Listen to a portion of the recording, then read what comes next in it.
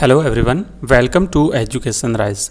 दोस्तों, क्लास 8वीं का सामाजिक विज्ञान के लिए ये प्रश्न पत्र बहुत ही इंपॉर्टेंट क्वेश्चन आंसर्स हम देखने जा रहे हैं आपके एग्जाम की दृष्टिकोण से। खंड अ देखेंगे हम इसमें और उसके बाद में फिर हम आगे वाले जो बड़े प्रश्न हैं वो भी देखेंगे। तो आइए देखते हैं सबसे पहले खंड अ। पहला प्रश्न है, किस राज्य को खनिजों का अजायब घर कहा जाता है? 4 ऑप्शन है आपके पास में। मैं आंसर बताऊं उससे पहले आप अपना आंसर जो है वो कमेंट बॉक्स में कमेंट करते जाइए और फिर अपना उत्तर का मिलान करते जाइए। इससे पहले हमने जो भाग पहला इसका जो कल किया था वो अगर आपने नहीं देखा तो उसको भी देख लीजिए, जिसका लिंक आपको ऊपर आई बटन पर यहाँ पे मिल जाएगा और इस वीडियो के डिस्क्रिप्शन में भी आपको मिल जाएगा। तो ऑप्शन 4 है। पहला ऑप्शन है झारखंड, ऑप्शन ब है उड़ीसा, ऑप्शन स है राजस्थान और ऑप्शन द है कर्नाटक। तो खनिजों का अजायब घर राजस्थान को कहा जाता है। इसका सही आंसर है ऑप्शन स। नेक्स्ट दूसरा प्रश्न है, पानीपत का तृतीय युद्ध कब लड़ा गया था? ऑप्शन है आपके पास में 1 1751 ईस्वी, ऑप्शन ब है 1761 ईस्वी, ऑप्शन स है 1771 ईस्वी और ऑप्शन द है 1781 ईस्वी। तो इसका सही उत्तर है ऑप्शन स, 1771 ईस्वी में पानीपत का तीसरा युद्ध लड़ा गया था। नेक्स्ट अगला क्वेश्चन है, जीवन जोखिम की बीमारी पर किस प्रकार का बीमा लागू होगा? ऑप्शन है आपके पास में अ यात्रा बीमा, ऑप्शन ब है मोटर बीमा, ऑप्शन स है स्वास्थ्य बीमा और ऑप्शन द है गृह बीमा। तो इसका सही उत्तर होगा ऑप्शन स, स्वास्थ्य बीमा जो है वो इस प्रकार की बीमारी पर लागू होता है। नेक्स्ट आगे बढ़ते हैं और आगे बढ़ने से पहले मैं आपको बता दूं कि अगर आपको हमारे इस वीडियो की और हमारे सभी वीडियो की पीडीएफ चाहिए तो इस वीडियो के डिस्क्रिप्शन में हमारे टेलीग्राम चैनल का लिंक दिया हुआ फर्स्ट वाला आप ज्वाइन कर लीजिए, वहाँ पर हमारे सभी वीडियोज़ की पीडीएफ आपको मिल जाएगी। नेक्स्ट चौथा प्रश्न है, किस विदेशी आक्रमणकारी ने भारत पर आक्रमण कर मुगल साम्राज्य को हानि पहुंचाई थी? ऑप्शन 1 है नादिर शाह, ऑप्शन 2 है बाबर, ऑप्शन स है सिकंदर और ऑप्शन द है डायमेकस। तो इसका सही आंसर होगा ऑप्शन अ, नादिर शाह ने मुगल साम्राज्य पर आक्रमण किया था और उसे हानि पहुंचाई थी। अगला क्वेश्चन है 5वां, राजस्थान का पर्यटन प्रतीक क्या है? ऑप्शन 1 राजस्थान पधारिए, ऑप्शन ब है रंगीला भारत, ऑप्शन स है सुरंगा राजस्थान और ऑप्शन द है भारत का अतुल्य राज्य। तो इसका सही उत्तर है ऑप्शन द, भारत का अतुल्य राज्य ये राजस्थान का पर्यटन प्रतीक है। नेक्स्ट क्वेश्चन है 6ठा, रामकृष्ण मिशन की स्थापना किसने की थी? ऑप्शन 1 स्वामी विवेकानंद, ऑप्शन ब है स्वामी दयानंद सरस्वती, ऑप्शन स है एनी बिसेंट और ऑप्शन द है ज्योतिबा फुले। तो दोस्तों इसका सही आंसर रहेगा जो रामकृष्ण मिशन की स्थापना स्वामी विवेकानंद ने की थी। इसका सही आंसर है ऑप्शन अ। अगला क्वेश्चन है, परंपराओं, रीति रिवाजों और धार्मिक मान्यताओं पर आधारित कानून कहलाते हैं? क्या कहलाते हैं? ऑप्शन 1 है अंतर्राष्ट्रीय कानून, ऑप्शन ब है राष्ट्रीय कानून, ऑप्शन स है सामाजिक कानून और ऑप्शन द है इनमें से कोई नहीं। तो इसका सही उत्तर है ऑप्शन स, ये सामाजिक कानून कहलाते हैं।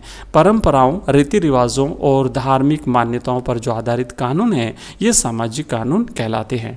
8वां प्रश्न है, चेतावनीरा चुंगटिया किसकी रचना है? ऑप्शन 1 जोरावर सिंह बारट की, ऑप्शन बी है केसरी सिंह बारट की, ऑप्शन स है महात्मा गांधी की और ऑप्शन द है विपिन चंद्र पाल की। तो इसका सही उत्तर है चेतावनीरा चुंगटिया, ये केसरी सिंह बारट की रचना है। अगला जो है हम खंड स करेंगे। खंड ब को हमने इसमें नहीं लिया है, सीधा हम खंड स पर चलते हैं, बड़े प्रश्न देखते हैं। तो देखिए पहला प्रश्न है, भारतीय उपमहाद्वीप ने संस्कृतियों के विकास को एक सूत्र में बांधने का काम किया, कैसे समझाइए? तो आप लिखेंगे कि अलग अलग समय में विभिन्न मानव समुदाय अपनी अपनी संस्कृतियों के साथ भारतीय उपमहाद्वीप में आते रहे। कुछ अपने से पहले बसे समुदायों के साथ घुल मिल गए और कुछ दूसरों ने अपनी पहचान अलग से बनाए रखी। अलग अलग संस्कृतियों, बोलियों, धार्मिक विश्वास और काम करने के तरीकों का प्रभाव कालांतर में एक दूसरे पर पड़ता रहा। इस तरह भारतीय उपमहाद्वीप में संस्कृतियों के विकास के साथ जहां सांस्कृतिक अनेकता का सिलसिला बना, वहीं प्रभावशाली सभ्यताओं ने विभिन्न संस्कृतियों के बीच आदान प्रदान के द्वारा इन्हें एक सूत्र में बांधने का प्रयास किया या फिर उसका काम जो है वो किया। नेक्स्ट है राजस्थान की प्रमुख कृषि ऋतुओं एवं उनकी प्रमुख फसलों की सूची बनाइए। तो देखिए यहाँ पे प्रमुख जो है वो कृषि ऋतु हैं और यहाँ पर इन ऋतुओं में उत्पादित होने वाली फसलें हैं।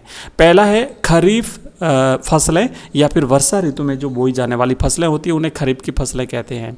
तो इस वर्षा ऋतु में यानी खरीफ की फसलों में बाजरा, मक्का, ज्वार, मूंगफली और चावल बोए जाते हैं। दूसरी फसल है रबी की फसल, यानी जो शीत ऋतु में बोई जाती हैं वो रबी की फसलें कहलाती हैं। इसमें गेहूँ, जौ, चना और सरसों बोए जाते हैं। तीसरा है जायद यानी ग्रीष्म ऋतु में बोई जाने वाली फसलें, इसमें फल, सब्जी, रजगा और बरसीम आते हैं। नेक्स्ट है 16वां प्रश्न, राजस्थान में पर्यटन विकास हेतु राज्य सरकार द्वारा क्या क्या योजनाएं चलाई जा रही हैं, स्पष्ट कीजिए। तो आपको बताना है पर्यटन के विकास के लिए राज्य सरकार ने जो जो योजनाएं चलाई हैं वो आपको बतानी है। तो लिखेंगे आप कि राजस्थान में पर्यटन को बढ़ावा देने के लिए निम्नलिखित प्रयास किए जा रहे हैं। पहला है पर्यटन को उद्योग का दर्जा दिया गया। नंबर दूसरा, राज्य में होटल निर्माण और पेइंग गेस्ट योजना संचालित की गई। तीसरा है परिवहन हेतु आरक्षण, गाइड, टैक्सी और प्रमुख पर्यटन स्थलों की सूची इंटरनेट पर दर्शाई गई। और नेक्स्ट है प्रमुख पर्यटन स्थलों को सड़क मार्ग, रेल मार्ग और वायु मार्ग से जोड़ने का प्रयास किया गया। तो पर्यटन को बढ़ावा देने के लिए देखो पर्यटन को उद्योग का दर्जा मिला, होटल निर्माण और पेइंग गेस्ट योजना संचालित हुई, आरक्षण, गाइड, टैक्सी और प्रमुख पर्यटन स्थलों की सूची इंटरनेट पर उपलब्ध करा दी गई ताकि लोगों को इजीली उसकी सूचना जानकारी मिल जाए। और अंतिम जो पर्यटन स्थल हैं उनको सड़क मार्ग, रेल मार्ग और वायु मार्ग से जोड़ने का प्रयास किया गया। और इसके अलावा अंतिम प्रयास जो है वो शाही रेलगाड़ी का संचालन किया जा रहा है। तो ये जो प्रयास है पर्यटन को बढ़ाने के लिए राजस्थान सरकार के द्वारा किए जाने वाले। नेक्स्ट है 17वां प्रश्न, सामाजिक असमानता क्या है, इसके प्रमुख कारणों पर प्रकाश डालिए। तो आप लिखेंगे कि सामान्य रूप से सामाजिक असमानता व्यक्तियों के बीच होने वाली सहज भिन्नता के कारण नहीं होती है, व्यक्तिगत क्षमता से इसका कोई लेना देना नहीं होता है। अतः यह जो है असमानता सामाजिक इसलिए है क्योंकि यह समाज द्वारा ही उत्पन्न की जाती है।